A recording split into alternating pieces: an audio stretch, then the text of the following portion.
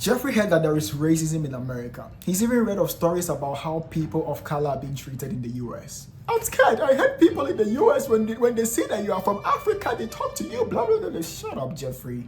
That is not racism means. Racism is a very strong word and it requires certain actions to be called racism.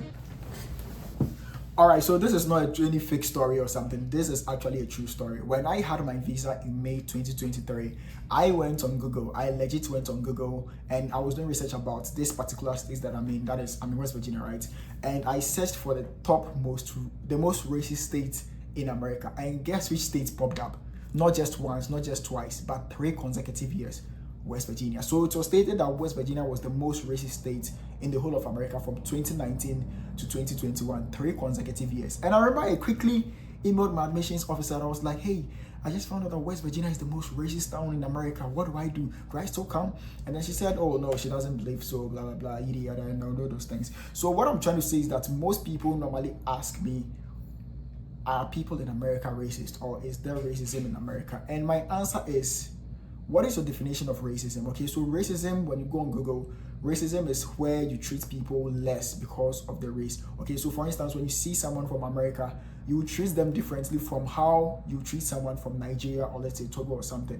It's all racism. It's because of what you heard of that person's country or what you heard of that person's tribe or anything. That is why you treat them that way. So I'm going to break it down, the real explanation to racism and if it actually exists in America and how to actually overcome them. And if you are wondering how I know all these things, I mean, a predominantly white school. I don't have any African friend in my school. I mean, there are so many videos of me being the only black person. Not black person as in like the black color, but then it's like I'm the only one from Africa. They are South Africans, but they are the white South Africans, right? So I kind of understand how most people would feel and how to actually overcome the situation. So the first thing about racism is that it's because of what you've heard of where the person comes from, right? So when you hear someone is from Jamaica, you talk to the person in a certain way. Hey, wagwan, bombo clat. You know that you hear some things about people from Jamaica. You hear about, how they smoke, all these things. That is the same way they have also heard things about where you come from. They've heard that in Ghana, people there are broke, people in Nigeria are poor, and all those things. So they look at you in a certain way. I wouldn't call this racism, but I would say that they haven't been used to you before or they've not seen people like you before. Trust me, when I came here and I thought people here were discriminating towards me, it was just because they had not seen someone like me before. People in America barely travel. They haven't traveled to the other parts of the world to see people who look like us. For all you know, you are probably the first person from Africa they are talking to. You look way different. They've lived with people who look like them all their lives. So you popping up from nowhere into their school, they are probably going to be, worried like, who is this guy? Like scared, like what is he going to do to me? They just don't know you. And I have been in this situation for a long time. And I'm telling you, this is the worst thing to ever happen to you. When you are in an environment where you feel awkward, even though people from the other side don't treat you that way, but you feel so awkward, you feel less of them, you feel like they are probably judging you, you feel because you are of a color or something, they probably don't like you, they don't want to talk to you. It is not true. They have not seen people like you before. They've probably not met someone like you. They've never heard you speak before. So they are probably skeptical, like, who is this guy? And where is he from? Why is he here? You understand? And that is what it means. It's just like how you talk to people from the north when you live in the south. Let's say I am from Ghana. I've lived in Accra all my life. When we see people from the north, we look at them in a certain way, like, who is this guy? Like, when you hear them speaking their language, you're like, yeah, that is the exact thing that happens here. So I'm going to give you some few tips that I've written down. I've just 12 minutes because I have to quickly rush to the library. I have to go and learn. So I have just 12 minutes to finish up this video and I'll probably finish it by then. So I have some few things that I will pull up here for you to understand or for you to be able to get used to the system. So I am debunking it.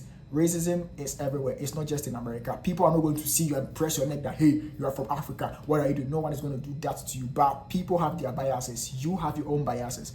When you see someone who even is from your own tribe, you treat them differently from someone from a different tribe, you understand? So we all have our biases. So that is what I would call it. I wouldn't call it racism. It's just personal biases and all those things. So the one thing that you want to do if you find yourself, fortunately or unfortunately, in an environment where they are predominantly of one particular race and you are like the minority, which is more likely to happen, is be open or be out there more often. The more they see you, the more they get used to you. Don't be the quiet person. That was the mistake that I made. When I realized that I wasn't fitting in, I went to hide myself. I wasn't going for any event. I was always indoors. I was always by myself, and it makes you very mysterious. People over here don't like it when you want to be mysterious or you want to keep to yourself. You don't have friends. You are always alone. It's like, who is this guy? What is he up to? You need to be open out there. You need to be attending events with them so that they see that you are just like them. The more they get to know you, the more they get to see you, they realize that you are just like them. You just not look in a different way. So be out there, be open, volunteer, join things, be of help. Let them know that you are just like them. You are a human being just like them. You speak English, you speak your language, whatever. You possess good qualities and you possess good characters. Be of help to people, and then they'll probably see like, oh, he or she's just like one of us. They'll get used to us. The next thing that I will let you know is that your difference or your uniqueness or what you think is being weird is your superpower. So yes, you are the only one from your country in your school. Yes, it's a huge blessing. It's a unique something that you have. When you're giving assignments in class, you can write about it. No one is from my country in my school. I am the only one from my country. So these things make me unique, and you can just capitalize on it and then do whatever I want to do. So the next thing that I have on my list is obviously talk more, okay? Don't be scared of being judged. When you're in class, talk, just speak. Probably they wouldn't hear your accents, but just speak. When they ask you a question, just raise your hand, speak. Let everyone know that, yeah, you're also an intellect. Yes, you are just like them. Basically, the point of this video is put yourself out there more. Put yourself there outside all the time. Always be speaking. Always be engaging with other people. When you see someone, hey, how are you doing? You need help. Don't try to speak like them. Don't get me wrong. Don't try to speak like them. Speak in your own accent. They love it. Speak in your own way, and then you should probably be fine. So that is the concept of racism. Have I experienced racism before? Personally, I don't think I have. Maybe I have. It has happened behind me, but I haven't observed it or I haven't seen it. But it's probably happened and I didn't realize it. So I wouldn't say I've experienced racism since I came to the US. But probably personal biases and discrimination, I have experienced it so many times. So yeah, that is the point of this video. Put yourself out there. There's racism in America, but it depends on how you live your life over here. That is what I would say. So yeah, that is the end of this video. And thank you guys so much for 2,500 subscribers. I'm about to take YouTube serious. I promise you. I'll be very serious. So yeah, comments down below if you have any video idea that you want to bring on board.